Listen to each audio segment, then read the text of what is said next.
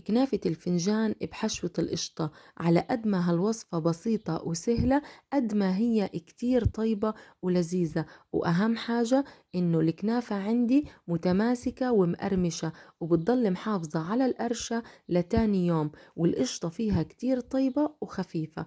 وأهم حاجة إنه الفنجان هنا بيغنيكي عن صواني الكب كيك اللي مش متوفرة في كل بيت. يا ريت قبل ما نبلش بالطريقة نعمل لايك للفيديو، ولا تنسوا تعملوا تعليق أسفل الفيديو. يلا نبلش بالطريقة.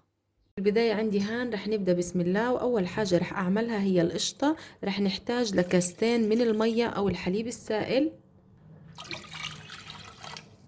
معلقة من السكر، 4 معالق كبار من الحليب البودرة، وفي حال استخدمت الحليب السائل بتستغني عن الحليب البودرة،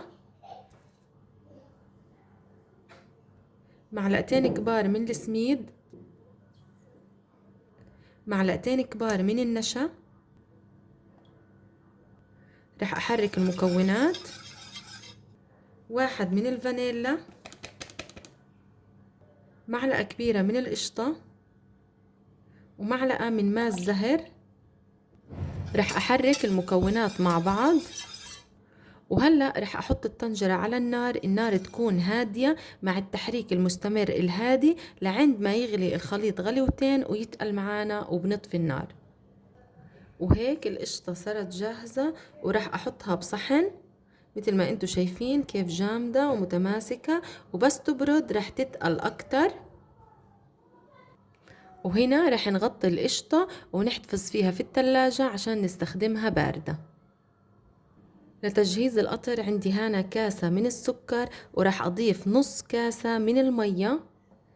رح أحط الكسرولة على النار تكون عالية، بس يغلي القطر رح أوطي عليها النار أخليها نار هادية، وبعدين بضيف عصرة ليمون ومعلقة ماء زهر، وبخلي القطر يغلي 5 دقايق. القطر هنا رح يكون قطر تقيل. وعندي هان ربع كيلو من الرشة أو الكنافة الشعر عندي، لأني محتفظة فيها بالفريزر. أول ما بفركها بين إيديا بتتكسر بكل سهولة. لو جايباها طازة بإمكانك تعمليها على محضرة الطعام. مثل ما انتوا شايفين كيف صارت ناعمة، أنا بدي إياها ناعمة لهيك رح أكسرها. مثل ما انتوا شايفين كيف الكنافة صارت ناعمة. رح أضيف ربع كاسة من السكر البودرة، وممكن تخلوها معلقة. السكر هان بخلي الكنافة تصير بتقرمش أكتر ومتماسكة أكتر. ورح أضيف نص كاسة من السمنة الدايبة وتكون دافية، ورح أحركهم مع بعض لعند ما يتجانسوا وكل الكنافة تاخد من السمنة. ممكن استخدام الزبدة والزيت النباتي، لكن أنا بفضل السمنة طعمها أطيب. وعندي هان فوتت السمنة بكل كنافة وصارت جاهزة، وكمان الحشوة جاهزة.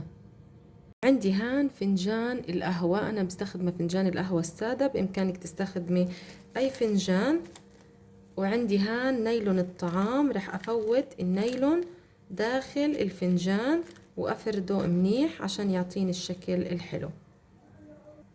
رح أخد معلقتين صغار من الرشة، ورح أضغط عليهم كتير وأعمل جوانب على الفنجان عشان بدي أضيف القشطة.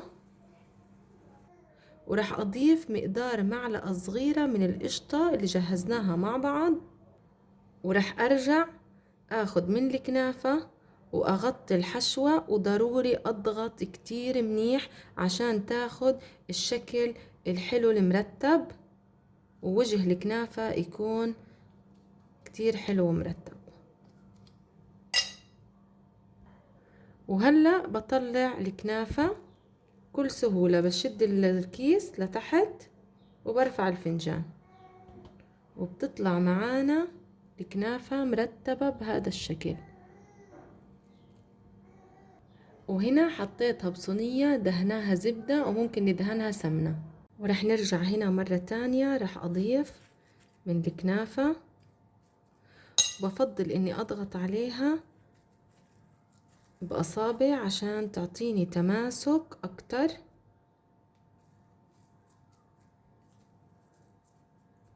وراح أضيف معلقة من حشوة القشطة اللي جهزناها مع بعض، وكمان من الرشة، وأضغط عليها. وراح أشد النايلون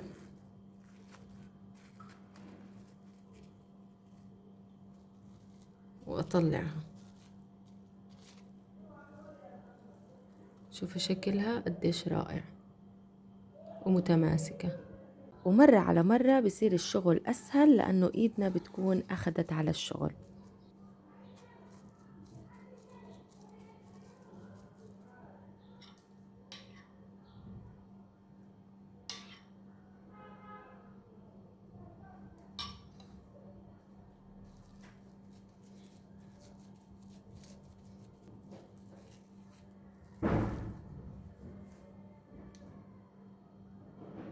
وهيك صارت صينية الكنافة جاهزة، وراح أفوتها على الفرن. أكون محمية الفرن قبل بوقت، لكن راح أخبزها على حرارة هادية لعند ما تاخد من تحت اللون الذهبي، وبعدين راح أشغل من فوق وأعطيها كمان اللون الذهبي. طلعت الكنافة من الفرن، بدي أفرجيكم التماسك، بس نضغط عليها قديش متماسكة. رح نضيف عليهم القطر بعد ما صار بارد، مثل ما انتو شايفين كيف تقيل. طبعا كمية القطر حسب الرغبة. وهذه الكمية الثانية طلعت من الفرن، رح أضيف لها القطر. شوفوا جمال الكنافة، ما شاء الله قديش رائعة ومتماسكة جدا.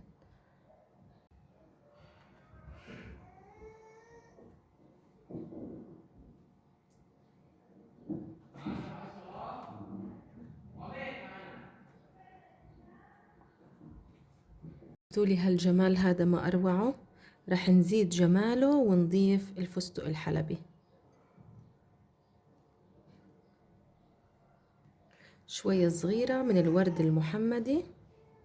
وهيك أفخم صحن كنافة صار جاهز معانا.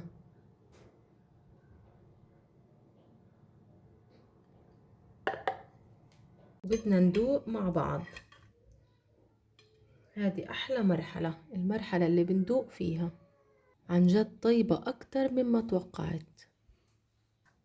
وبهيك وصفتنا لليوم صارت جاهزة. بتمنى إنها تكون نالت إعجابكم.